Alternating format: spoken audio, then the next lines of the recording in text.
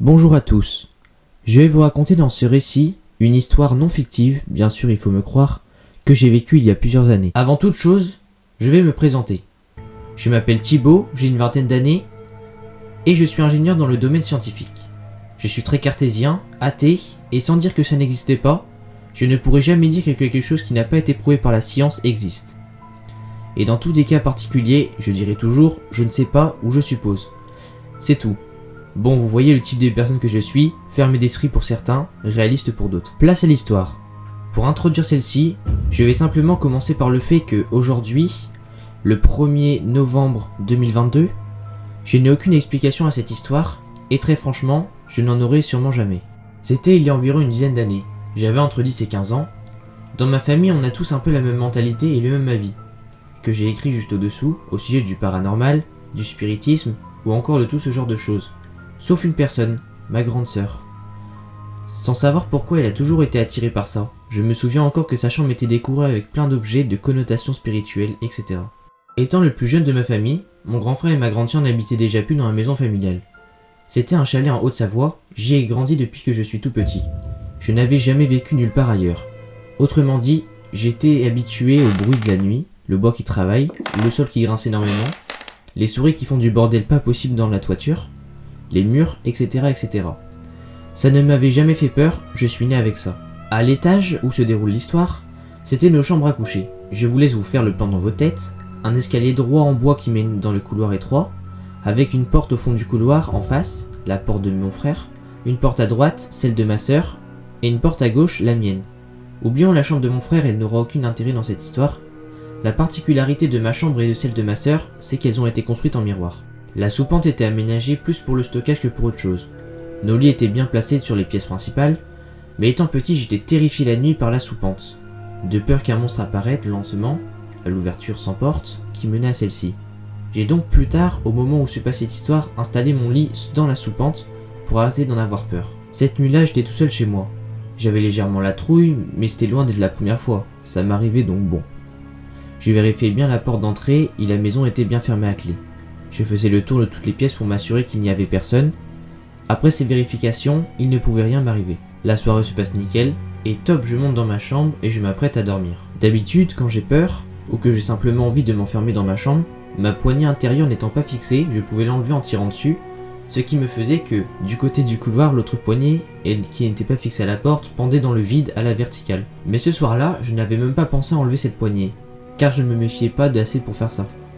Je me couche donc dans mon lit, au fond de ma soupente, je m'endors, ça commence. Je reprends doucement et difficilement conscience, et il est évident que je suis en train de me réveiller en plein milieu de la nuit. J'en trouve les yeux et je me demande quel est ce boucan. Et comme vous, cher lecteur, je prends conscience doucement que je suis en train d'être dérangé par un bruit, qui ne s'arrête pas, qui est encore là, assez bruyant pour m'avoir réveillé. Il me faut alors qu'une poignée de secondes pour comprendre la gravité de la situation. Je suis tout seul chez moi, il est 2 h du matin, et un bruit aussi fort là autour de moi. Ce bruit est celui d'un grattement sur le bois. J'en avais entendu toute ma vie, mais celui-là non. Pour la simple et bonne raison qu'il était répétitif, rythmé, comme des allers-retours, comme le bruit d'un mouvement lent et une scie sur le bois. Cela faisait déjà quelques minutes que j'entendais le bruit continuer, avec toujours le même entrain, toujours le même rythme. Je m'assois au bord de mon lit, face au mur séparant la soupente et la pièce principale, doucement sans faire de bruit par peur d'être entendu. Mon cœur s'accélère et je sens la panique monter. Je réfléchis le plus vite possible dans mon stress. Quelle est la seule chose qui fait du bruit? Après quelques minutes de réflexion, de la panique intérieure, alors que le bruit continue sans atténuation, il me semble évident que le bruit ne peut être qu'humain. Ou autre chose, dont je ne connais pas l'existence. Malgré le fait que le bruit résonne dans le bois de la maison, je distingue très clairement que celui-ci vient de devant moi, de la grande partie de ma chambre. Je n'ose pas allumer ma lampe de chevet. Je suis dans le noir complet, je me lève, je mets la main contre le mur de la soupente, je longe celui-ci jusqu'à l'ouverture sans porte menant à la grande partie. Le bruit continue. Je sens dans ma main des vibrations dans le mur que je touche. Ma main se glisse dans l'ouverture, je la passe de l'autre côté du mur, je touche l'interrupteur de la grande pièce au bout des doigts. J'appuie sur celle-ci en faisant le pas dans la pièce. La grande lumière s'allume, la pièce est vide, le bruit continue. Il est là, à quelques mètres de moi. Je m'arrête là, debout, immobile, en train de me refaire le bilan pour la 100e fois de ce qui est en train de m'arriver. La grande lumière est allumée. Je suis là, face au centre de la grande pièce de ma chambre. En pleine nuit, tout seul dans ce chalet, et ce bruit continue. Il est toujours là, tout proche. J'avance de quelques pas, très lentement, sans faire le moindre bruit. Je vais instinctivement vers le milieu de ma chambre pour essayer de comprendre. Je lève la tête en espérant comprendre d'où vient exactement ce bruit. Ça ne vient pas du plafond ni du sol. Je regarde dans toutes les directions sans faire un pas de plus de peur de faire grincer le parquet. En tournant la tête, je distingue très clairement d'où vient ce bruit. Je suis face à ma porte. Ce bruit est devant moi, j'en suis sûr. À cet instant, je suis terrorisé. Je m'avance le plus lentement possible, au plus près de ma porte, pour me forcer à réaliser que c'était bien réel. Ce grattement répétitif, rythmé et puissant est juste là, à quelques centimètres de moi, de l'autre côté de ma porte. Contre le bois de celle-ci, j'étais à la hauteur de mon visage. Je faisais 1m60, 1m70. J'ai le souvenir d'apercevoir la porte vibrer très légèrement, mais dans la peur, ce n'était peut-être que mon esprit. Le bruit ne s'arrête pas. Je suis terrorisé, pétrifié. Je suis là paralysé, le sang glacé devant ce qui est en train de m'arriver. Je ne voyais qu'une seule solution, je devais me mettre en sécurité. J'approche le plus doucement possible ma main de la poignée de la porte. Je la saisis, je sens encore des vibrations de grattement dans celle-ci. J'arrache la poignée d'un grand coup sec de la porte, en faisant un pas en arrière pour m'enfermer. Ce fait d'enlever la poignée vient de faire beaucoup de bruit. Et ce bruit que je viens de faire stoppe net ce grattement épouvantable. Je suis resté là, à 1 mètre de ma porte, grande lumière allumée, avec la poignée dans ma main. Immobile, dans le silence total, peut-être une bonne heure. Pendant tout ce temps, au-delà de la paralysie due à la peur, j'écoutais si je n'entendais pas un bruit venant de l'escalier, ou encore des bruits de pattes, ou n'importe quoi d'autre pouvant m'apporter une réponse sur ce que je venais de vivre. Pas un seul bruit pendant 1 heure, à partir de la seconde où j'avais arraché cette poignée. Le surlendemain, bien sûr, j'en parle à mes parents. Dû à mon jeune âge, ils n'ont pris pas ça au sérieux.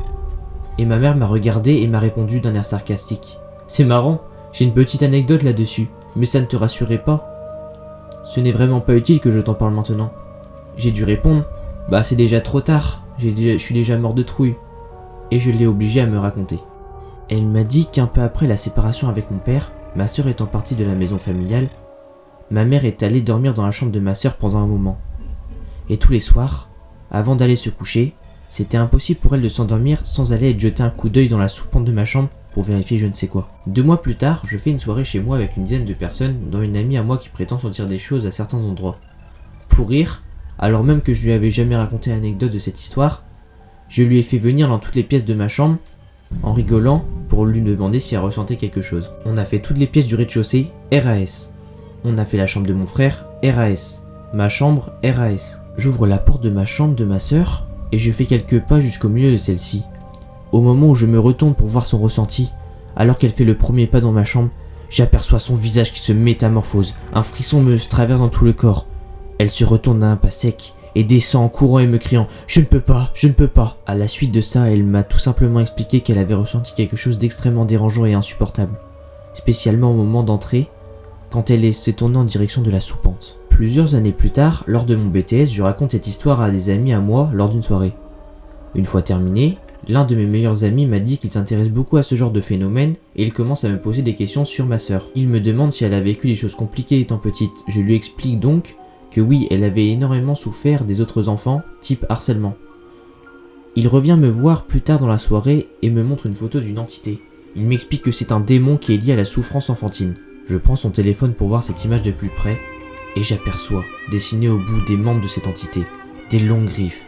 Un frisson me traverse le corps. Je coupe court la discussion et nous continuons notre soirée.